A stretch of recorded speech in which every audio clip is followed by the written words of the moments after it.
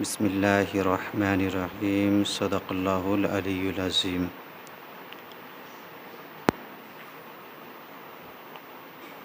عرض و معروض سے پیشتر آئیے ہم اور آپ مل کر اپنے نبی کی بارگاہ میں والہانہ انداز میں درود پاک پڑھیں۔ اللہم صلی علی سیدنا شفیعنا حبیبنا مولانا محمد بارک وسلم، صلو علیہ صلاۃ و سلام علیک یا رسول اللہ صلی اللہ تعالی علیہ وسلم۔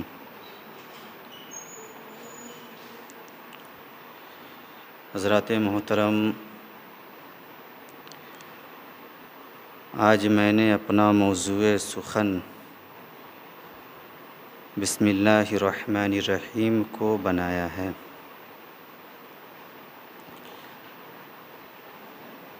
آج بسم اللہ پر گفتگو ہونے والی ہے۔ حدیث مقدسہ کا یہ مفہوم ہے کہ رسول اکرم صلی اللہ تعالی علیہ وسلم نے ارشاد فرمایا کہ ہر وہ اہم کام جس کے شروع میں بسم اللہ نہ پڑھا جائے وہ ناقص و ادھورا رہ جایا کرتا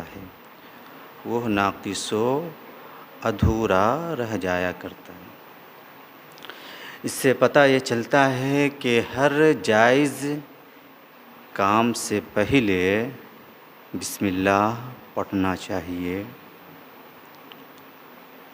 ہر نیک کام سے پہلے، ہر اچھا کام سے پہلے بسم اللہ پڑھنا چاہیے، اور ہر برے کام کے کرنے سے پہلے بسم اللہ کرنے سے بچنا چاہیے۔ اگر کوئی برے کام کے کرنے سے پہلے بسم اللہ پڑھے گا تو وہ گناہ گار ہوگا، جیسا کہ فتاوی عالمگیری کے اندر ہے کہ 4 کام ایسے ہیں جس کے کرنے سے پہلے اگر کوئی بسم اللہ پڑھتا ہے تو گویا وہ کفر کا کام کرتا ہے۔ وہ 4 کام کون کون سے ہیں تو سنیں۔ شراب پینے سے پہلے، جوا کھیلنے سے پہلے، زنا کرنے سے پہلے اور چوری کرنے سے پہلے۔ یہ 4 کام ایسے ہیں کہ اگر ان 4 کاموں سے پہلے کوئی بسم اللہ پڑھتا ہے تو گویا وہ کفر کا کام کرتا ہے۔ لہٰذا اچھے کاموں سے پہلے بسم اللہ ضرور پڑھا کرے تاکہ وہ مکمل ہو سکے، اور برے کاموں سے پہلے بسم اللہ پڑھنے سے بچا کرے تاکہ آپ سزا کے حقدار نہ ہو سکے۔ اور پہلی بات تو یہ کہ برا کام کرنا ہی نہیں چاہیے۔ ایک ہوا برا کام اور اس پر آپ پڑھے بسم اللہ تو ہو جائیں گے ڈبل سزا کے حقدار۔ ہر اچھے اور جائز کاموں سے پہلے بسم اللہ پڑھا کرے، یعنی بیٹھتے، اٹھتے، چلتے پھرتے، کھاتے پیتے، سوتے جاگتے، ہر جائز کام سے پہلے، ہر اچھے کاموں سے پہلے بسم اللہ پڑھا کرے۔ اگر آپ ایسا کریں گے تو یقیناً آپ شیطان کے مکر و فریب سے بھی بچتے رہیں گے اور نیکیاں بھی بٹورتے رہیں گے۔ سبحان اللہ، نیکیاں بھی بٹورتے رہیں گے۔ بسم اللہ الرحمن الرحیم کی پہلے میں 2 فضیلتیں آپ کے گوشے گزار کرتا ہوں۔ ان میں سے پہلی فضیلت ہے بسم اللہ لکھنے کی، اور دوسری فضیلت بسم اللہ پڑھنے کی۔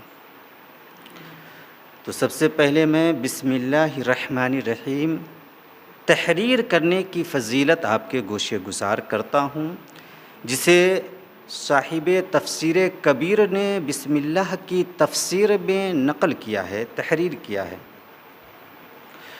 وہ لکھتے ہیں کہ جب فرعون خدائی کا دعویٰ پیش نہیں کیا تھا، اس وقت کی بات ہے کہ اس نے ایک مکان بنوایا تھا، اور اس مکان کے باہری دروازے پر بسم اللہ الرحمن الرحیم تحریر کروایا تھا، یعنی لکھوایا تھا۔ لیکن جب اس نے خدائی کا دعویٰ پیش کیا،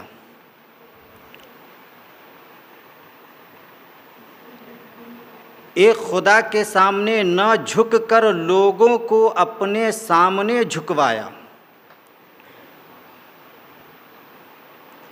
اور ایک خدا کے سامنے جھکنے والے لوگوں پر ظلم و ستم کے پہاڑ ڈھایا، اور حضرت موسیٰ علیہ السلام کی دعوت حق کو بھی قبول نہیں کیا، تب جا کر حضرت موسیٰ کلیم اللہ نے رب کی بارگاہ میں اس کے لیے بد دعا کیا۔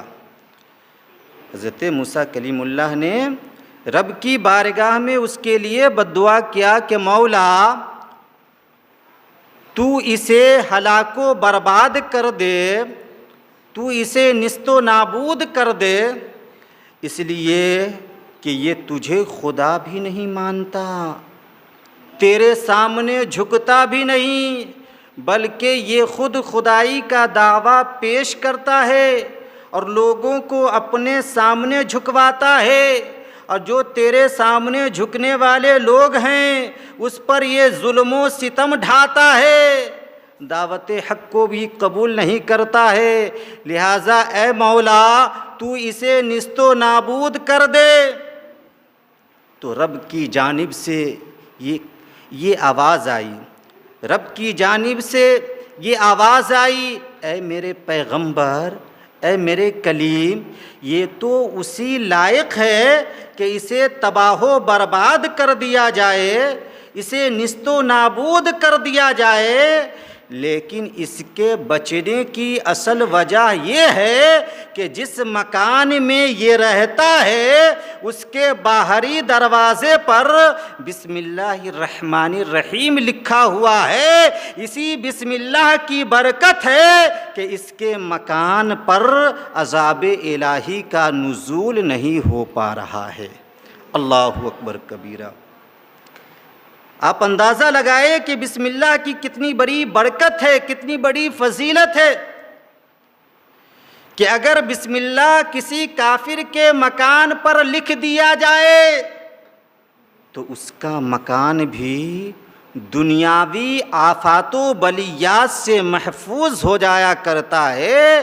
تو جب ایک کافر کا مکان بسم اللہ الرحمن الرحیم کی برکت سے دنیاوی آفات و بلیات سے محفوظ ہو سکتا ہے، تو ایک صاحب ایمان کا مکان دنیاوی آفات و بلیات سے بسم اللہ کی برکت سے کیوں محفوظ نہیں ہو سکتا؟ سبحان اللہ۔ اس لیے مسلمانوں بسم اللہ الرحمن الرحیم اپنے مکانوں پر لکھوایا بھی کرو اور اسے ہمیشہ آپ پڑھا بھی کرو۔ یہی وجہ ہے کہ فرعون اپنے گھر میں نہیں مارا گیا، بلکہ وہ گھر سے نکال کر دریا میں ڈبا کر مارا گیا، جب تک وہ گھر میں تھا بچا ہوا تھا۔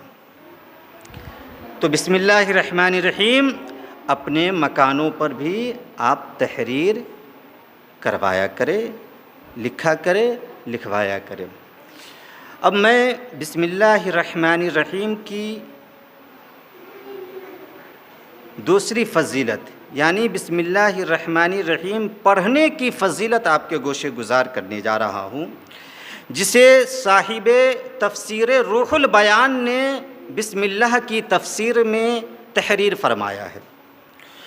وہ لکھتے ہیں کہ جب معراج کی رات پیغمبر اسلام نے جنت کی سیر فرمائی، معراج کی رات پیغمبر اسلام نے جنت کی سیر فرمائی تو آپ نے جنت کے اندر 4 نہروں کو چلتے ہوئے دیکھا۔ سبحان اللہ، 4 نہروں کو آپ نے چلتے ہوئے دیکھا، جس میں سے ایک تھی پانی کی نہر، دوسری تھی دودھ کی نہر، تیسری تھی شراب کی نہر، اور چوتھی تھی شہد کی نہر۔ چوتھی تھی شہد کی نہر۔ 3 نہروں پر، یعنی پانی، دودھ اور شہد کی نہروں پر تو کسی کا بھی اعتراض نہیں ہو سکتا، ہاں البتہ شراب کی نہر پر کسی کا اعتراض ہو سکتا ہے کہ آخر شراب کی نہر جنت میں کیا کر رہی ہے؟ شراب کی نہر جنت میں کیا کر رہی ہے جبکہ شراب کا پینا اس دنیا میں حرام ہے، تو کیا جنت میں شراب پلائی جائے گی؟ تو سنو مسلمانوں، اس کا جواب یہ ہے کہ ہاں جنت میں جنتیوں کو شراب پلائی جائے گی۔ سبحان اللہ۔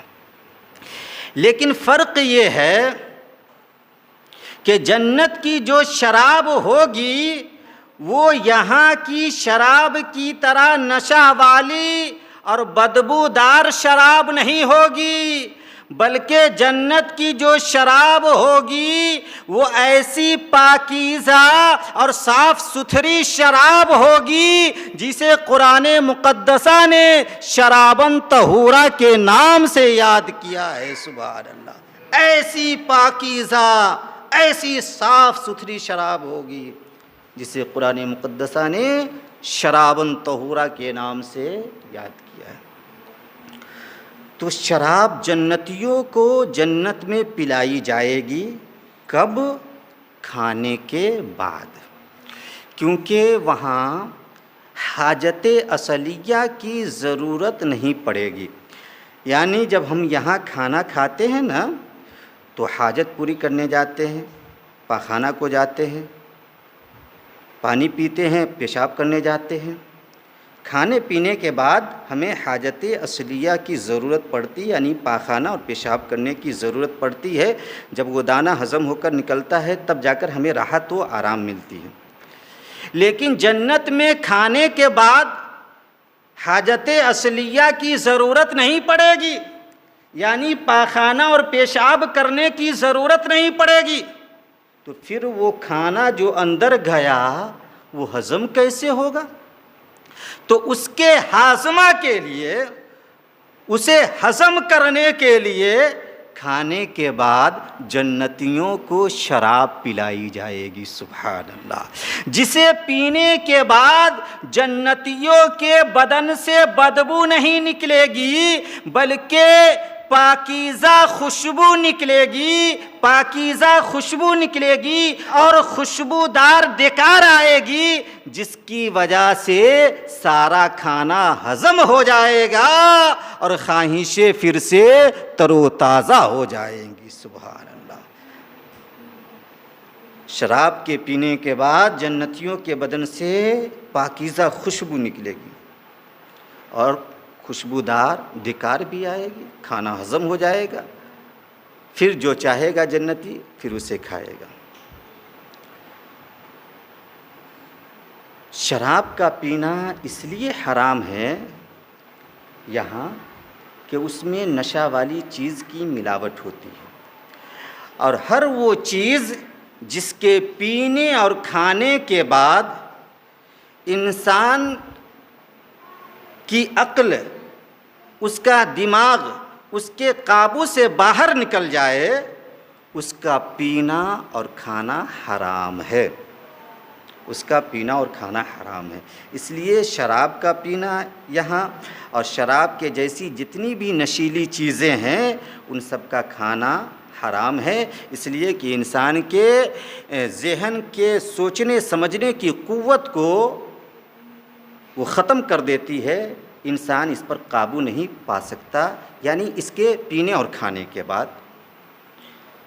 تو جنت میں 4 نہریں چلتی ہیں، پانی کی نہر، دودھ کی نہر، شراب کی نہر، شہد کی نہر۔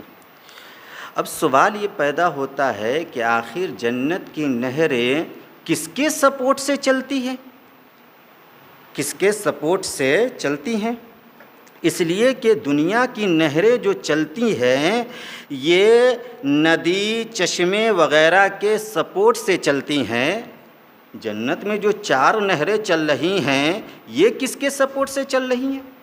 تو سنو مسلمانوں، ذہن پر زور ڈالنے کی ضرورت نہیں ہے، اس لیے کہ جب پیغمبر اسلام نے معراج کی شب جنت میں 4 نہروں کو چلتا دیکھا تو آقا علیہ الصلاۃ والتسلیم نے فرشتوں سے فرمایا کہ اے فرشتوں بتاؤ یہ نہریں نکلتی کہاں سے ہیں؟ یہ نہریں نکلتی کہاں سے ہیں؟ تو فرشتے حضور کو ایک درخت کے پاس لے گئے جس کے نیچے ایک عمارت بنی ہوئی تھی، اور وہ عمارت بند تھی، یعنی اس کے دروازے پر تالا لاک تھا۔ تو فرشتے نے عرض کیا یا رسول اللہ یہ 4 نہریں جو جنت میں جاری ہیں اسی عمارت کے اندر سے نکلتی ہیں، اسی عمارت کے اندر سے یہ 4 نہریں نکلتی ہیں۔ تو حضور نے فرمایا کہ اسے کھولا جائے۔ تو فرشتے نے عرض کیا یا رسول اللہ اس کی چابی میرے پاس نہیں، اس کی چابی تو آپ کے پاس ہے، آپ خود کھولیں اسے۔ تو پیغمبر اسلام نے بسم اللہ الرحمن الرحیم پڑھ کر تالا کو ہاتھ لگایا، دروازہ کو ہاتھ لگایا، تالا بھی کھل گیا، دروازہ بھی کھل گیا۔ سبحان اللہ، تالا بھی کھل گیا اور دروازہ بھی کھل گیا۔ اب پیغمبر اسلام اندر تشریف لے گئے تو آپ نے یہ ملاحظہ کیا کہ اس عمارت کے اندر 4 ستون بنے ہوئے ہیں، 4 کھمبے بنے ہوئے ہیں، 4 ستون بنے ہوئے ہیں، اور ہر ستون پر بسم اللہ الرحمن الرحیم تحریر کیا ہوا ہے۔ سبحان اللہ، ہر کھمبے پر بسم اللہ الرحمن الرحیم لکھا ہوا ہے۔ تو بسم اللہ کی میم سے پانی کی نہر جاری ہے، بسم اللہ کی ہے سے دودھ کی نہر جاری ہے، رحمان کی میم سے شراب کی نہر جاری ہے، اور رحیم کی میم سے شہد کی نہر جاری ہے۔ سبحان اللہ، اس سے یہ پتہ چلا کہ جنت کی نہریں کسی اور چیز کے سپورٹ سے نہیں چل رہی ہے، بلکہ جنت کی نہریں جو چل رہی ہیں یہ بسم اللہ کے سپورٹ سے چل رہی ہیں، بسم اللہ کی برکت سے چل رہی ہیں۔ سبحان اللہ۔ تو جب پیغمبر اسلام نے ان 4 نہروں کا مشاہدہ کر لیا تو اس کے بعد ایک آواز آئی، اے محبوب آپ نے نہروں کے نکلنے کی جگہ کو تو دیکھ لیا، اب آپ کی امت کے لیے یہ بشارت ہے، یہ بھی سماعت کر لیں، آپ کی امت کے لیے یہ بشارت ہے کہ آپ کی امت میں سے جو شخص کثرت کے ساتھ بسم اللہ الرحمن الرحیم کو پڑھتا رہے گا اس کا قبضہ ان 4 نہروں پر ہوتا رہے گا۔ سبحان اللہ، ان 4 نہروں پر ہوتا رہے گا۔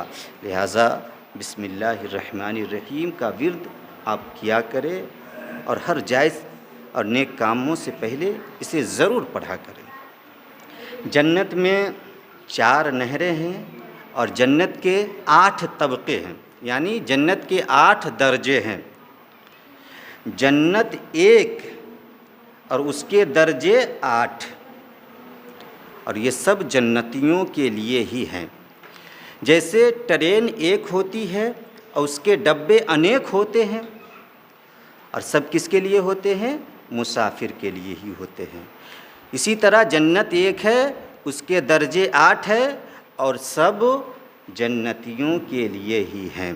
فرق اتنا ہے کہ اگر دنیا میں ٹرین کے اے سی ڈبے میں سفر کرنا ہو تو زیادہ مال خرچہ کرنا پڑے گا، اور جنت میں اعلیٰ درجہ حاصل کرنا ہو تو زیادہ اعمال صالح اکٹھا کرنا ہوگا، زیادہ اعمال صالح اکٹھا کرنا ہوگا۔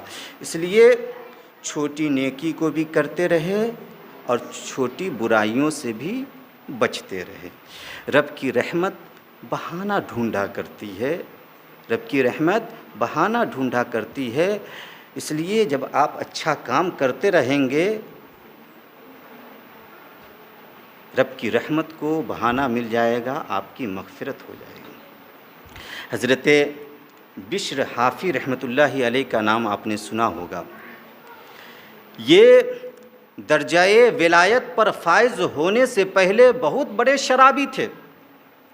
ان کا مختصر واقعہ آپ کے ذہن کے حوالے کر رہا ہوں کہ ایک مرتبہ یہ شراب کی حالت میں راستے سے گزر رہے تھے، شراب کی حالت میں یہ راستے سے گزر رہے تھے تو راستے پر کاغذ کا ایک ٹکڑا پڑا ملا جس پر بسم اللہ الرحمن الرحیم لکھا ہوا تھا۔ شرابی اپنی دنیا میں بڑا مست رہا کرتا ہے، لیکن دیکھیے رب کی رحمت کیسے جھوم کر اس کا استقبال کرتی ہے۔ اس نے دیکھا کہ کاغذ کے ٹکڑے پر اللہ کا نام لکھا ہوا ہے، اسے اٹھایا، بوسہ دیا، گھر لے گیا، عطر میں بسایا اور بڑی تعظیم و توقیر کے ساتھ اس ٹکڑے کو اونچی جگہ پر رکھا۔ رب کو اس کی یہ ادا اتنی پسند آ گئی کہ اللہ رب العزت نے اس کے پہلے کے تمام گناہوں کو معاف فرما دیا، سبحان اللہ، اور اسے ولایت کے درجے پر فائز فرما دیا، سبحان اللہ۔ اپنے وقت کے وہ ولی بن گئے۔ وہ اس طرح کہ اسی رات خواب میں ایک بزرگ نے دیکھا کہ کوئی کہنے والا کہہ رہا ہے کہ جا کر بشر سے کہو کہ اس نے میرے نام کو عطر سے معطر کیا ہے، میرے نام کی تعظیم و توقیر کرتے ہوئے اسے اونچی جگہ پر رکھا ہے، لہٰذا ہم اسے دنیا کی تمام برائیوں سے پاک کر دیں گے اور اسے دونوں جہاں کی عظمت و بزرگی عطا فرمائیں گے، سبحان اللہ۔ جب وہ بزرگ بیدار ہوتے ہیں تو سوچتے ہیں کہ بشر تو شرابی ہے، ہو سکتا ہے یہ خواب غلط ہوگا۔ پھر وہ وضو کرتے ہیں، نفل پڑھتے ہیں، سوتے ہیں۔ دوسری مرتبہ خواب میں ایسا ہی بتایا جاتا ہے، پھر وہ بیدار ہوتے ہیں، اس کے بعد وضو کرتے ہیں، 2 رکعت نفل پڑھتے ہیں، پھر سوتے ہیں تو تیسری مرتبہ خواب میں یہی بتایا جاتا ہے کہ جا کر بشر سے ایسا ایسا کہہ دو، میرا پیغام کہہ دو۔ صبح کا انتظار وہ بزرگ کرنے لگتے ہیں، بشر کو تلاشنے کے لیے نکلتے ہیں۔ جب ان کے گھر پر جاتے ہیں تو پتہ چلتا ہے کہ وہ یہاں کہاں، وہ تو مے خانے میں نہ ہوگا، شراب کے اڈے پر ہوگا، جائیے وہیں مل جائے گا، جائیے وہیں مل جائے گا۔ وہ بزرگ مے خانے پر جاتے ہیں، باہر کھڑے ہو کر ایک شخص سے کہتے کہ کیا بشر اندر ہے؟ تو وہ کہتا ہے ہاں ہے۔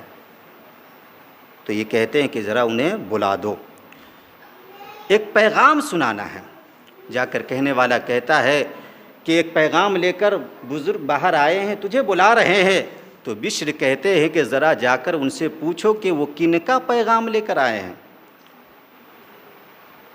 تو وہ قاصد جا کر کہتا ہے کہ وہ کسی اور کا پیغام لے کر نہیں آئے ہیں، وہ رب قدیر کا پیغام لے کر آئے ہیں، سبحان اللہ۔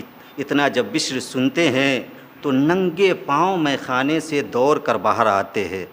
یہ بزرگ پیغام سناتے ہیں، بشر مچل جاتے ہیں اور دل میں سوچتے ہیں کہ دیکھو ایک مرتبہ میں نے اللہ کے نام کو زمین سے اٹھایا، عطر میں بسایا، اس کی تعظیم و توقیر کیا، اونچی جگہ پر رکھا، تو اتنا بڑا مقام و مرتبہ مجھے حاصل ہو رہا ہے۔ اگر میں ساری زندگی رب کی بندگی کرتا رہا، رب کی اطاعت و فرما برداری کرتا رہا، تو نہ جانے مجھے کتنا بڑا مقام و مرتبہ حاصل ہو جائے گا۔ تو بشر اسی وقت سچی توبہ کرتے ہیں، رب قدیر ان کی توبہ کو قبول فرماتا ہے اور انہیں دونوں جہاں کی بزرگی بھی عطا فرما دیتا ہے۔ سبحان اللہ، یہ اللہ کے ولی بن جاتے ہیں۔ اور اس کے بعد یہ کبھی بھی اپنے پاؤں میں چپل نہیں پہنتے، یعنی جوتا نہیں پہنتے۔ بشر حافی، حافی کا مطلب ہوتا ہے ننگے پاؤں چلنے والے، ننگے پاؤں۔ جب وہ رب کا نام سنا کہ خدا کا پیغام آیا ہے، جوش مسرت میں ننگے پاؤں دوڑے، اس کے بعد کبھی بھی اپنی زندگی میں یہ اپنے پاؤں میں چپل یا جوتا پہن کر نہیں چلے، ننگے پاؤں چلتے رہے، اسی لیے ان کو حافی کہا جاتا ہے۔ اور ان کا احترام اس وقت کا جانور بھی کرنے لگا، کیونکہ کتابوں میں آتا ہے کہ جب تک حضرت بشر زندہ رہے، کوئی بھی جانور نہ راستے میں پاخانہ کرتا تھا نہ پیشاب کرتا تھا۔ کیوں؟ یہ بشر کی تعظیم و توقیر میں، ان کے احترام میں، کہ اللہ کا ولی اس راستے سے کہیں گزرے اور کہیں ایسا نہ ہو کہ میرا پاخانہ اس کے پاؤں میں لگ جائے، میرا پیشاب ان کے پاؤں میں لگ جائے۔ ایک مرتبہ ایک شخص جانور کو چرانے لے جا رہے تھے، ان کا جانور جو ہے راستے میں گوبر کر دیا، پاخانہ کر دیا، تو وہ گھبرا گئے کہ اتنے دنوں سے جانور راستے میں پاخانہ نہیں کرتا تھا، آج کر دیا، لگتا ہے حضرت بشر کا انتقال ہو گیا۔ گھبرایا ہوا گھر واپس آیا، تھوڑی دیر کے بعد معلوم ہوا کہ حقیقت میں حضرت بشر کا انتقال ہو گیا۔ پتہ یہ چلا کہ جو اللہ کا ولی ہوتا ہے اس کی تعظیم و توقیر جانور بھی کیا کرتے ہیں۔ سبحان اللہ۔ اللہ تعالی ہم سبوں کو نیک کام کثرت کے ساتھ کرنے کی توفیق عطا فرمائے۔ وآخر دعوانا ان الحمد للہ رب العالمین۔ السلام علیکم۔